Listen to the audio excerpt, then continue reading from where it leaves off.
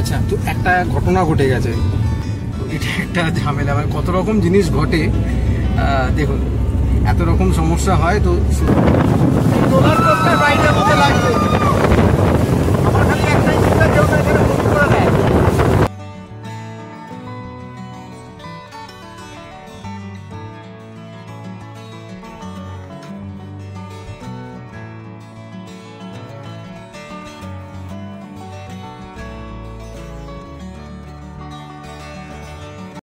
এখন আমরা লবিতে বসে রয়েছি। আমাদের এখন আজকে আমরা যাচ্ছি ম্যানগ্রোভ ট্যুরটাতে। সকাল 9টা থেকে এটা স্টার্ট হওয়ার কথা, বিকেল 3টে অবধি। মানে ওদের পিক আপ অ্যান্ড ড্রপ দুটো ফেসিলিটি আছে, যে ট্যুর প্যাকেজটা নিয়েছিলাম। তো সেখানে 9টা 15-র মধ্যে আসার কথা, 9টা 19 বেজে গেছে, তো এখনও অবধি আসেনি। মনে হয় ওই এক এক করে পিক আপ করতে করতে আসছে, শেয়ারিং ক্যাবেতে নিয়ে যাবে। তো ততক্ষণ অবধি ওয়েট করছি। ব্রেকফাস্ট করে নিয়েছি, আর এই প্যাকেজটাতে কিন্তু লাঞ্চও ওরা দিচ্ছে, তো সেই জন্য হালকা করে ব্রেকফাস্ট করেছি। তো অপেক্ষা করছি গাড়ি আসুক।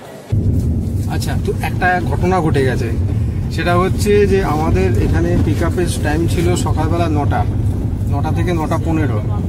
এবার আমরা ব্রেকফাস্টটা করে ওপরে গেছিলাম। ওপর থেকে যখন নিচে নামলাম প্রায় বেজেছিল ওই 9টা 15-16, সেই সময় বেজেছিল। তো 9টা 15-16 থেকে আমরা এদিক ওদিক চারদিক ঘোরাঘুরি করছি, যে কেউ আসেও নি।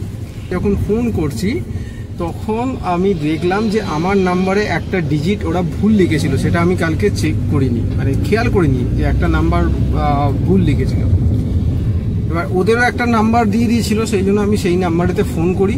ফোন করতে আমাকে বলল যে দেখুন, আপনার জন্য তো অনেকক্ষণ ওয়েট করেছে, 9টা 15 অবধি ওখানে ওয়েট করেছে, তারপর ফোন করেছে, আপনি ফোন ধরেননি। ন্যাচারালি আমার নাম্বারটা তো অন্য ছিল, তো ফোন আপনি ধরেননি, তো আমাদের ড্রাইভার তো বেরিয়ে গেছে। আপনি তাহলে হয় চলে আসুন নিজে থেকে, তাহলে ওই এরিয়ায় চলে আসুন, না হলে কি করবে, দেখুন ইট ইজ ইউর ফল্ট। আমি দেখলাম যে হ্যাঁ, কিছুটা মানে 9টা 15 বলেছিল, কিন্তু সেখানে আমাদের একটু দেরি হয়েছে, 9টা 14-15 হয়ে গেছে। কিন্তু তাও বললেন যে ঠিক আছে, আমি দেখছি কি করা যায়। তো তার প্রায় 10 মিনিট পরেতেই উনি বললেন যে হ্যাঁ, একটা ট্যাক্সি আমি পাঠিয়ে দিচ্ছি, সেটাতে আপনারা চলে যান।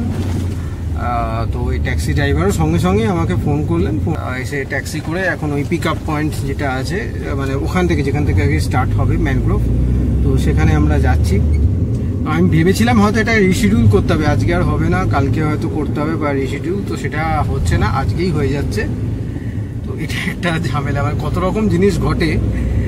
দেখুন, এত রকম সমস্যা হয়। তো সুতরাং একটা জিনিস মাথায় রাখবেন, আপনারা যদি কখনো এইভাবে কোনো প্যাকেজ নেন, তাহলে কিন্তু চেষ্টা করবেন টাইমটা মানে মেনটেন করার। আমরাও যথেষ্ট নিই, অনেক এর আগেও নিয়েছি, কোনোদিনই কোথাও হয়নি, সবসময় অ্যাডভান্সই পৌঁছে যাই। আজকের দিনটাই একটু 2-3 মিনিট লেট হলো, আর আজকেই এরকম হলো। আর এটা হতো না, মানে অ্যাকচুয়ালি মোবাইল নাম্বারটা যদি ঠিক করে, আমার ফোন নাম্বারটা পেলেও আমি বলে দিতে পারতাম, কিন্তু ফোন নাম্বারে ওই একটা ডিজিট মিস করেছিল, ভুল লিখেছিল, আর সেটা আমি অতটা খেয়ালও করিনি যে আমার নাম্বারটা একটা ডিজিট ভুল লিখেছে। তো ঠিক আছে, যাই হোক, এবার যাই, পৌঁছই। এখন পৌঁছে গেছি আমরা ম্যানগ্রোভ ট্যুরের জন্য। তো আমরা এখন লাইনে দাঁড়িয়ে অপেক্ষা করছি, কিছু ইনস্ট্রাকশনও এখানে দিচ্ছে, আর এখানে একটা করে স্টিকার লাগিয়ে দিয়েছে গ্রুপটাকে বোধহয় আলাদা করে আইডেন্টিফাই করার জন্য। একটা ছোট বোটে মোটামুটি বোধহয় 10-12 জনের ক্যাপাসিটির মতো বোট আছে, যে বোটে করে এরা নিয়ে যাচ্ছে। তো সেগুলো গ্রুপ করে এখন ওঠা হবে। এই যে বোটগুলো এখানে দেখুন, অনেকগুলো এখানে রাখাও আছে। আমাদের ট্রিপ এই স্টার্ট হলো, এখান থেকে বোট এই ছাড়লো। এই যে আমার ঠিক উল্টো দিকে দেবী বসে আসছে।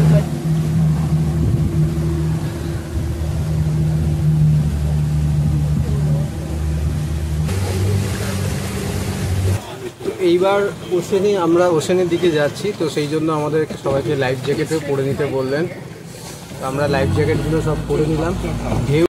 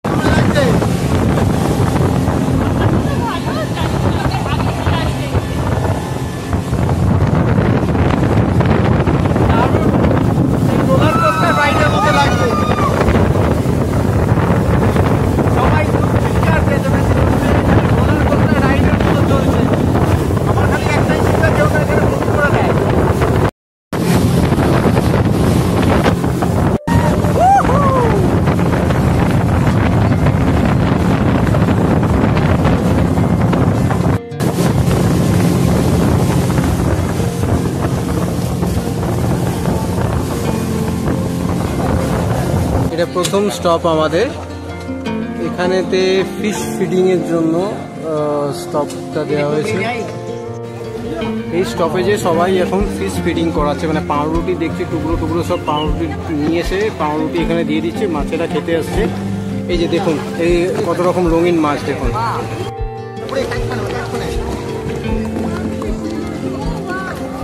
দেখো দেখে যাও, এই তো এই এক একটা রুটির টুকরো দিচ্ছে আর এক ঝাঁক মাছ চলে আসছে এবং সেগুলো এই যে দেখুন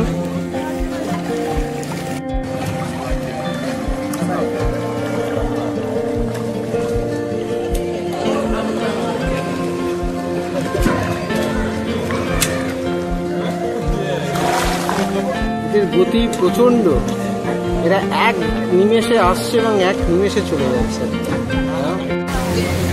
ফিশ ফিডিং এর পর বোট আবার ছেড়ে দিয়েছে আমাদের নেক্সট স্টপেজের জন্য। ড্রাইভার কিন্তু সিগন্যাল করছে আমাদের, না আমাদের করেনি, পাশের বোটকে সিগন্যাল করছে। তো নেক্সট স্টপের জন্য আমরা আবার যাই। Today we are going to have fun, but fun is fun. Safety is number one. Okay, because your safety is our responsibility. Okay, and I'm the person in charge for you guys today, and I'm also your guide for your tour. Okay, so if you have any problems or you have any question, you can refer to me, or also you can refer to your captain, because your captain is important too. Okay. আমাদের captain পুরো আইটেনারিটা আমাদের এখন বুঝিয়ে দিলেন। এরপর আমরা কোথায় কোথায় যাব, মাঝখানে আমরা একটা ফ্লোটিং রেস্টুরেন্টে যাব, সেখানে আমাদের একটা টয়লেট ব্রেক আছে। তখনই যে লাঞ্চটা আছে, লাঞ্চের জন্য যদি কিছু এক্সট্রা অর্ডার করার থাকে তাহলে তখনই সেটা অর্ডার দিয়ে দিতে হবে। এছাড়া eagle feeding, bat cave, monkey কী আছে, মানকি আইল্যান্ড এগুলো সব কিছুই কভার করবো। আজকে ওয়েদার কিন্তু বেশ গরম আছে, রোদ্দুর আছে চারদিকে, একদম রোদ্দুর ফাঁকা করছে। আর আমরা যেটা বোটে বসে আছি, বোটে শেড আছে, তাই এতটা রোদ্দুর হয়তো সবসময় গায়ে লাগছে না, মানে রোদ ঝলমলে দিন একদম, গরমও আছে বেশ, প্রচণ্ড ঘেমে চলেছি। আবার বোট ছেড়েছে, চলছি, বোট ছেড়ে দিয়েছে। ফ্লোটিং রেস্টুরেন্টে নিয়ে এসেছে ফর টয়লেট ব্রেক। এখানেই খানিকক্ষণ রেস্ট পাওয়া গেছে ফ্লোটিং রেস্টুরেন্টে। এখন এখানে একটা টয়লেট ব্রেক দিয়েছে। টয়লেট ব্রেক কিন্তু এখানে একটাই দেবে, এরপর মানে কি বলেই দিয়েছে, কোনো টয়লেট যদি পায় তাহলে কিন্তু একটাই অপশান, ওশেন, আর কোনো অপশান নেই। তো সুতরাং এখানে যদি কারোর হালকা হওয়ার থাকে তাহলে এখানে হয়ে যেতে হবে।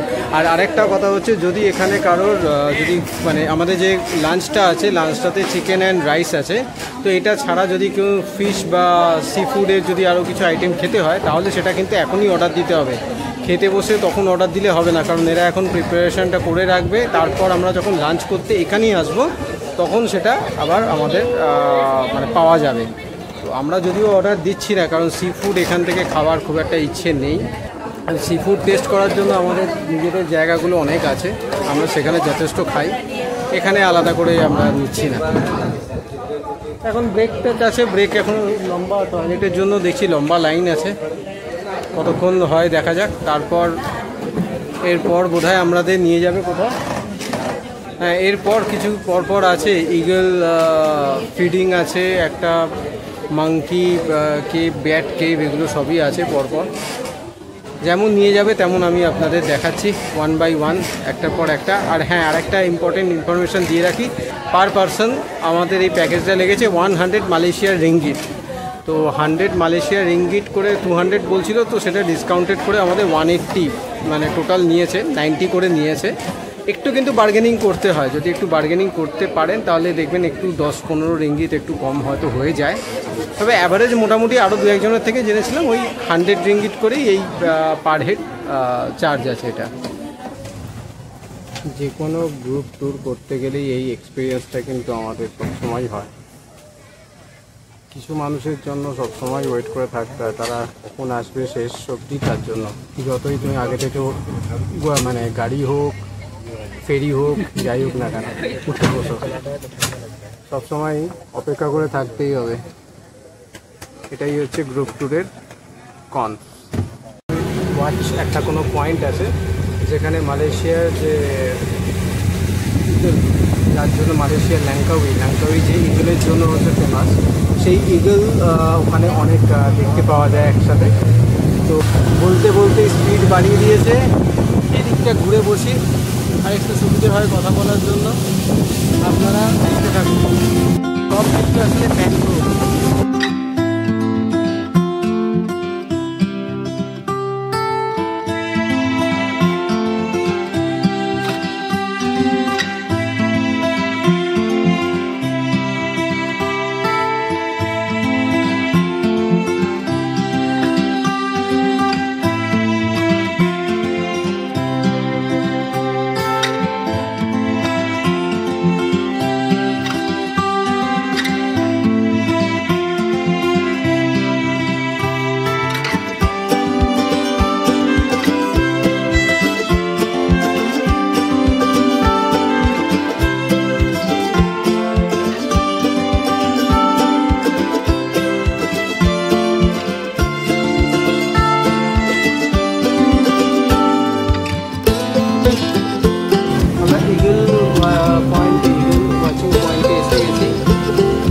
দেখা যাচ্ছে প্রচুর ইগল, সি ইগল যেগুলো আছে আকাশেই উঠছে, কিছু কিছু গাছেতেও বসে আছে। দেখাচ্ছি আপনাদের, দেখুন দেখুন মাছ ধরার চেষ্টা চলছে।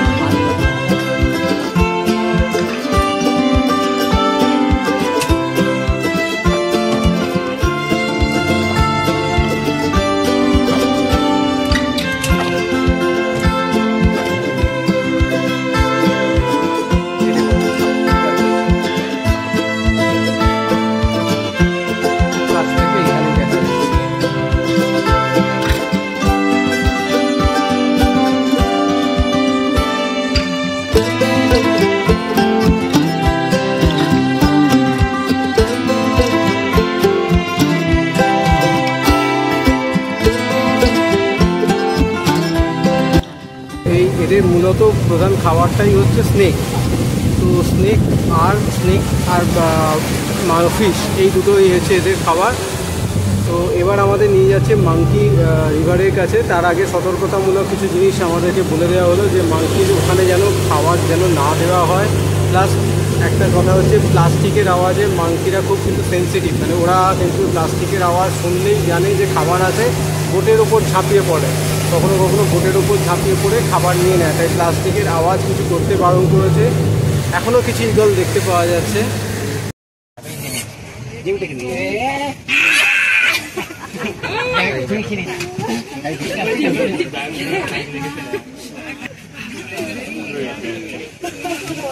বোটের মধ্যে উঠে পড়ছে, যেখানে সেখানেতে ছুটে বেড়াচ্ছে, এক জায়গাতে একটা ইস্যু পর্যন্ত করে দিয়ে গেল। এই একজন আবার এখানেতে আবার এসছে, আবার চলে গেল, যত্র তত্র ঘুরে বেড়াচ্ছে, খাবার খুঁজে যাচ্ছে। এরা খাবার দেখার চেষ্টা করছে, যদি খাবার পায় কোনো টুরিস্টের থেকে। এই যে দেখুন,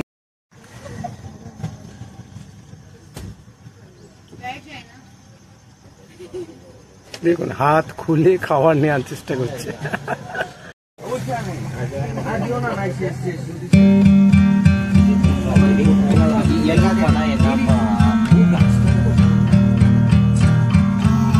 গাছে ভর্তি।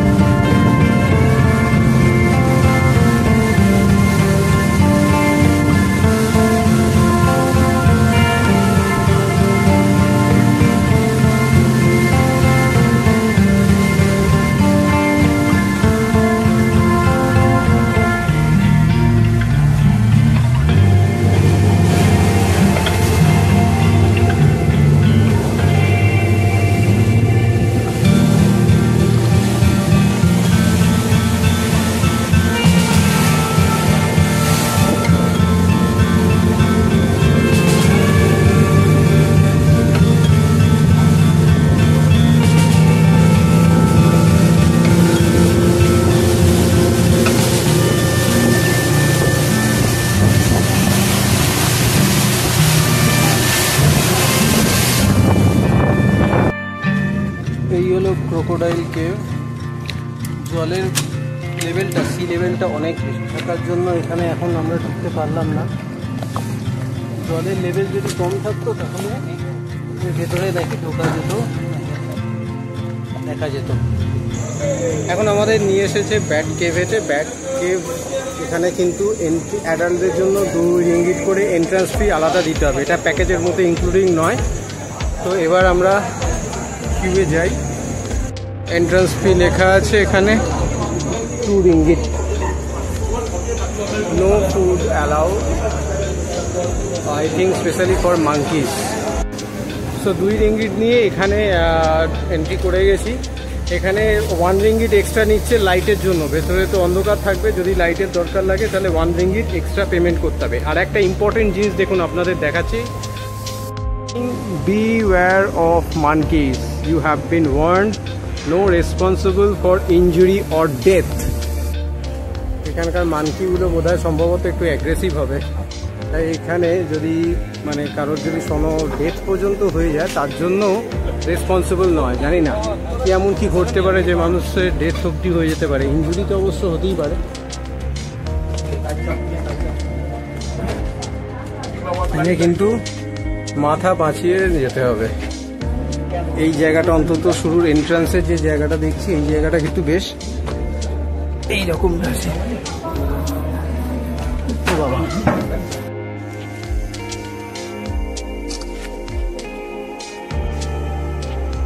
এখানে এই কেভটার পর পেছনে আরেকটা কেভ আছে, সেখানে গেছিলাম কিন্তু সেখানে জলটা দেখলাম অনেকটা বেশি, তো সেখানে আমার মনে হয় সবসময় যাওয়া যায় না। জলের লেভেল হয়তো নিচে থাকে যদি, তাহলে হয়তো ওখানে যাওয়া যায়। এখন জলের লেভেল বেশি আছে তাই ওর ভেতরে ঢোকা যাবে না।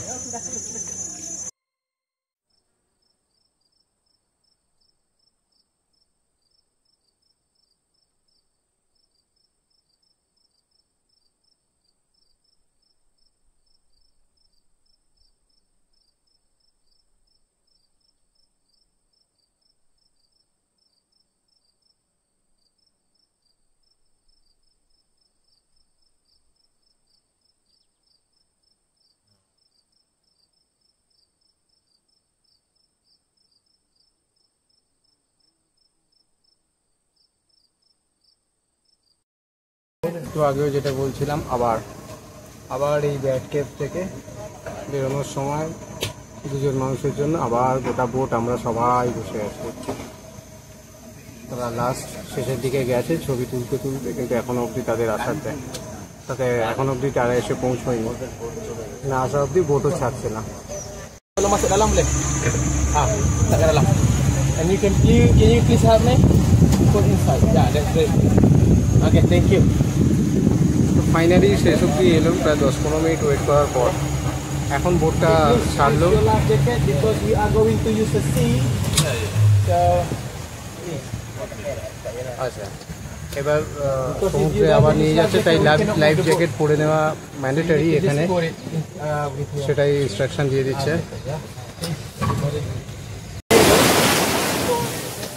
একটা বিচের কাছে ওরা নিয়ে এলো, এখানে মোটামুটি হাফ অ্যান আওয়ার টাইম দিয়েছে। যদি কেউ চান করতে চায় তাহলে এখানে চান করতে পারে, অনেকে করছে।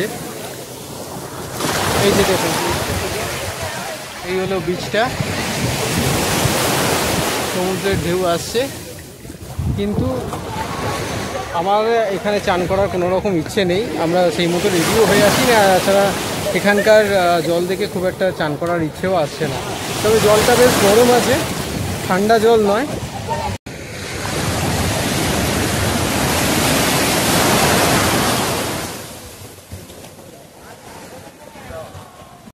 বালিটা এখানে কিন্তু প্রচণ্ড গরম, তাই ওপরে উঠে এসেও বালিতে পা দিয়ে খালি পায়ে থাকা যাচ্ছে না, আবার একটু ভিজে ভিজে জায়গায় চলে যাচ্ছি। মানুষ অনেকেই চান করছে এখানে। হ্যাঁ, মানে জুতো তো ওখানে খোলাও যেত আমার মনে হয়। প্রায় 8 ঘন্টা মতো কাটানোর পর এখন আমরা আবার ওই বোট এসে গেছে, আমরা বোটে উঠে পড়ছি। এখন লাঞ্চের জন্য নিয়ে যাবে ওই ফ্লোটিং রেস্টুরেন্টে, তো সেখানে লাঞ্চ হবে, আর তারপর লাঞ্চের পর আমাদের ড্রপ করে দেবে। তো লাঞ্চের পর ওরা আবার আমাদের হোটেলে ড্রপও করে দেবে। এখন বোট এসে গেছে, যখন এক এক করে সবাই উঠছে, উঠেও পড়ি। এই যে আমাদের বোট।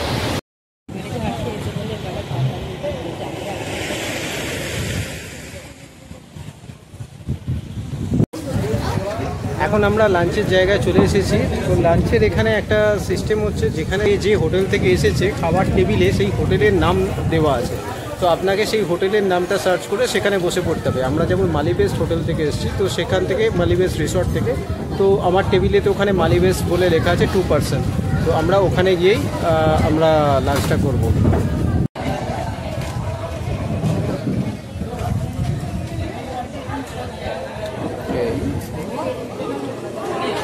মালিবেস্ট 2%।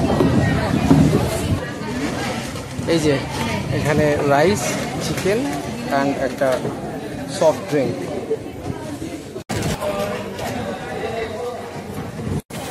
লাঞ্চ কমপ্লিট করলাম। চিকেনটা বোনলেস দিয়েছিল, 2 পিস চিকেন, আর তার সঙ্গে যে রাইসটা দিয়েছিল, রাইসটা কিন্তু খুব ভালো খেতে ছিল, মানে টেস্টটা কিন্তু বেশ ভালো। ব্রেকফাস্টেও যে রাইস খেয়েছি বা যে রাত্রিবেলাও যে চিকেন ফ্রাইড রাইস একটা নিয়েছিলাম, তাতেও যেরকম টেস্টটা ছিল, তো তার মধ্যে কিন্তু এই রাইসটা কিন্তু বেশ ভালো ফ্লেভারের ছিল। আকাশের রংটা আপনারা দেখুন, আর সন্ধ্যেবেলা লাঙ্কাউই বিচ, এই সুন্দর আকাশ, আর দূরের এই এক দ্বীপ, অসাধারণ দৃশ্য।